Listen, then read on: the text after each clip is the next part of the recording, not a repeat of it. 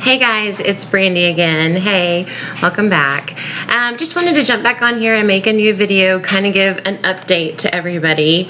And please excuse my appearance. I'm kind of coming to you at my utmost not put together self, to say the least. Hair's not done, no makeup, and this god-awful sports bra and tank. Anyway, it's for a reason, but so anyway, just bear with me for a second. Update is I got my surgery date. Woohoo! So today is August 31st and my surgery date is September 18th, which means I am just a few days before I start my 2-week liquid pre-op diet. And so that ought to be fun. For the last week or so, I've been trying to really be cautious about how many carbs I take in and wean myself down to right about where I will be for my pre-op diet. I figured it would be easier to kind of wean down than to go from a whole lot to very little. So, but kind of the purpose for this video today, as well as an update, is to talk about the emotions that go along with this journey. Let me tell you, it's a ride, okay? There's so many emotions that go with this, and not only the patient's own emotions, but also everybody around them. So that's kind of a very unique situation and something I thought would be worth talking about. So, you know, I've gotten a lot of feedback the closer I get, and now that I have my surgery date, like a lot of people at work are finding out about my surgery. And so I've gotten all kinds of comments and reactions. Everything from, woohoo, this is going to be so exciting, I'm so excited for you, to, but you're not that big, you know, those kind of things. So, yeah, it's been kind of interesting. And then the people who are more work around me more every day, or who are closer to me, are starting to say things like, you seem like you're really ready, like you're changing. And that made me think too, you know, like, what is it about me that's changing, or what is becoming different about how I handle myself or the food that I do? And I think that's where it started, is, you know, I've talked about keeping my carbs down and trying to get in so much fluid per day. Those have been all like nutritional guidelines I've tried to, well, the program set for me, as well as I'm trying to set for myself to kind of make my way into the next stage, which is the pre-op diet. So yeah, at work, you know, I've taken my snacks and I've taken my meals, and you know, I'm doing my little water bottle with my flavors in it and fiber. And so just people are starting to see little things, and once they find out that I'm having surgery, of course I'm getting questions, right? Questions about, ooh, why are you doing that? What happened? You know, how much is that going to cost? What's it like, you know? And I think what I've learned from that is there's a lot of people who have maybe even what you might call a secret interest or desire to know more about bariatric surgery, but for a long time it's had this, what do you call it? It's had this idea behind it that it's only for the super, super obese, it's way too expensive, or it's way too risky. What are some other things that go along with the idea of bariatric surgery? I'm sure you can probably think of some. But that's some of the things I think nowadays, at least with my experience, getting into the program and walking through it has been so easy. As far as I have this team of people, they explain things to me. This program is so well structured. They tell you step by step what you're walking through. I've gotten a pretty decent deal as far as what I'm paying for my surgery, and that's been reasonable, and a whole lot less than what I expected. So all of that to say, not that I'm saying it's cheap, but I'm saying it was less than what I expected. So, but anyway, all these questions have been coming at me, especially this last week, as I've put in my leave request for my time off for my surgery, as people are going, well, why am I coming up here, to work with you and train with you? Where are you going? Those kind of things. So it's just been interesting. And I see a lot of myself, or some of the questions, or some of the concerns I had before surgery coming out in other people toward me. And it's just been this amazing, turnaround of now all of a sudden I'm the person who knows about this, and they are the people on the outside going, what's it about? Tell me more. And so that's been really interesting to me. So anyway, I've gone through several different emotions, and questions like, are you nervous? I think if anybody really isn't nervous, or at least a little bit nervous about having major bariatric surgery or major surgery in general, they're cuckoo. That's the bottom line, right? Like, who wouldn't be nervous? But to be honest, I think I've said, oh no, I'm not nervous, I got this. And really, I don't feel like I'm uninformed, and that helps me feel better. Like, I feel like I've really researched on YouTube, just in the general information that the program has provided me. I feel like I've talked to people who have been through it enough where I feel like I know what I'm walking into. I kind of know what to expect. So that helps the nerves quite a bit. I've done a lot as far as preparation is concerned. I have a bulletin board that's actually right in front of me, but behind the camera, that is now lined with the diet stages and phases that I go through after surgery, before surgery, the calendar of events of when I start the liquid diet, when I have to change the last day right before surgery, to my surgery day, to my post-op appointment, to my return to work day. I've got it lined out. So I'm a very visual person. So being able to look at the board and kind of in a glance be able to see, okay, this is what I'm doing. I understand this. Let's go through this. Let's do it. And plus two, I'm trying to communicate to at least 4 kids and my man about what to expect and what is going on and why is mom crazy. So I have, but I'm not, it's really hard to put into words, because yes, I'm nervous, but no, I'm not in some ways. It's really hard to explain it, and that's part of the journey, part of the emotions that happen when you're going through this surgery. The closer I get, the more I start to feel like, oh, this is real, and this is serious, and this isn't just something it's in my head that I'm thinking about doing or planning or might happen, but this is we're talking, this is reality. You've already asked off for work, you've already paid for, you've already begun, you are there. This is really happening. So that's been interesting. There's a change. And I think the biggest change that I'm really starting to notice emotionally, bear with me when I try to explain this, and I hear the dog barking too, so please ignore her. But there seems to be, if this is yourself, right? So here's your whole self. It's all together. And now it feels like this transition or transformation where parts of yourself are starting to divide and pull apart. This is the best way I can explain it.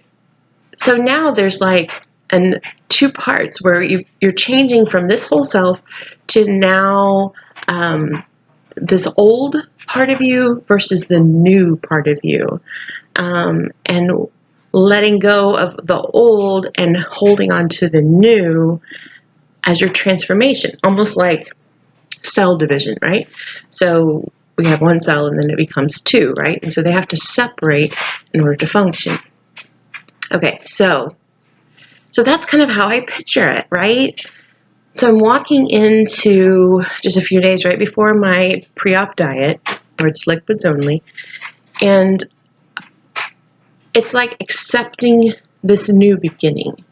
One of the girls at work said, "Oh my gosh, this is your last weekend to eat for a long time." And I said, "No, it's my last weekend to eat, period." Because that's kind of what it feels like, right? Like, I don't know how long it's going to take me to get back to normal food or, like really feeling free to just pick up and eat what I like, or, something like that, to where more I'm not having to think about how many carbs, how many ounces, how many grams of protein, like, and all those specifics. And so, boy, that little conversation kind of sunk in, like, this really is that fork in the road moment in your life where you leave behind something and you do it on purpose and you do it consciously and it's a decision, and you realize when you do it that life's about to change, right? Man, that's big. That's big. I have been so thankful and so grateful for all the support I've gotten. And I'll tell you, I've been a chicken butt as far as telling a lot of people about my surgery. Just for the fact that I grit my teeth every time somebody finds out for the first time that I'm having surgery, because I'm waiting for that negative backlash of, "Oh my God, you don't need to do that. That's taking the easy way out, blah, blah, blah, blah, blah." Like I'm bracing myself for that. But I really, I haven't gotten that. I've gotten, "Oh wow, like, that's interesting." Now, I have had people say, "No, you're not big enough to do that." And my response is, "Well, do I need to get, sicker before I fix this?" So yeah, I mean, it's just those kind of things. So I had a conversation with a new friend the other day, and I didn't know it, but she had gastric bypass surgery as well. And she was like, I don't remember, it was 5 to 7 years. I think she was closer to 7 years out. And she was telling me, kind of in a joking manner, but serious too, her and her husband had gone through it within like a month of each other. I thought, well, that's cool, to go through it with somebody like that. But she was telling me in a kind of a joking manner about some of her mistakes that she made. She said, "My biggest advice to you is do what your doctor tells you." And I've heard that from almost every post-op bariatric patient I have met. Do what your doctor tells you. And like, she was talking about how one time she thought, she could get away with drinking. And it had been several months since her surgery. And so I don't remember what occasion it was, but she decided to drink. She said she was in a coma for like 11 hours after that. And she should have gone to the hospital, but she didn't. And she just was like, it was funny how she was putting it. But she said, "No, seriously." She's like, "I could have died. You have to take this seriously." And she said that her husband, the way he thinks about his choices is, he says, "Here's the list of rules my doctor gave me, or guidelines. And if you don't live by those, you will die." So she said he sticks with his stuff a lot better than she did. And but she started using that after a while, because you have to think of it like, you will die if you don't do exactly what your doctor prescribes, which isn't necessarily the case, but you might feel like you're dying if you don't do what you're supposed to do. So I'm going to stick that in my little brain and try to remember that, especially during the 2-week pre-op. I mean, I totally understand. When you go 2 weeks, most programs will have you do a 2-week pre-op diet of liquid or mostly liquid.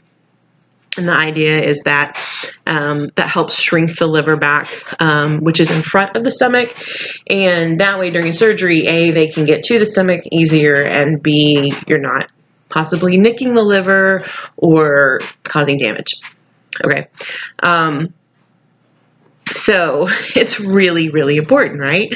Like, I don't want to be that patient that they're like, oh crap, man, the liver, we just punctured it or something, or like halfway cut off a slice and now, sorry, Brandy, you shouldn't have had that hamburger. I don't want to be that patient, right?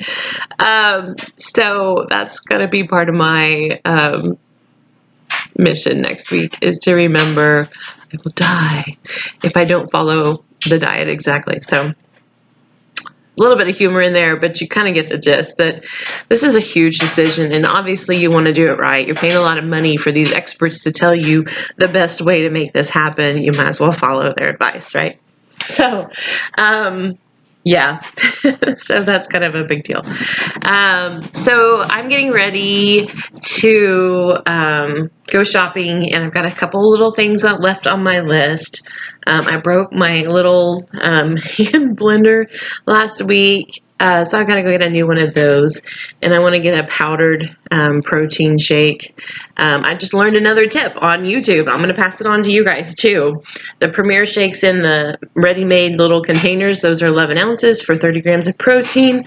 That's great. We love them. So many choices. We love it. But the Premier powder, you only have to mix 6 ounces of either, skim milk or water to it to get the same 30 grams of protein.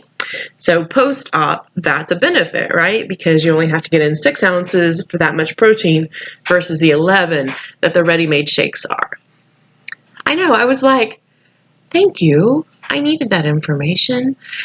So I hope that something I've said or something that I will say in the future helps and benefits somebody. Like all of you guys out there who have already made videos for your journeys have benefited me. So thank you. Like, really, thank you.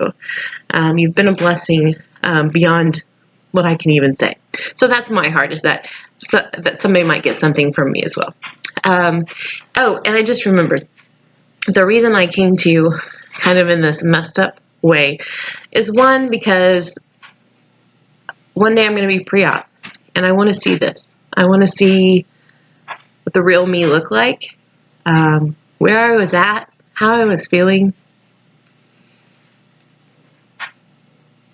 And I want to be able to look back and say, I did it. See? I made progress.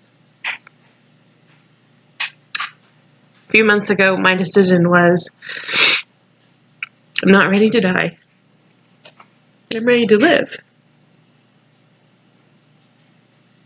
And that's part of what led me to this decision to have the surgery, is I'm not ready to die. I need to take care of myself. Because in reality, when the makeup's off, when the hair's not done, when I'm in my comfy clothes, this is what it is. And since all my testing, I've learned some things about the insides of me, things that they had to work on in my stomach, that my liver is really trashed right now, that I have sleep apnea. And it's time to change. It's time to really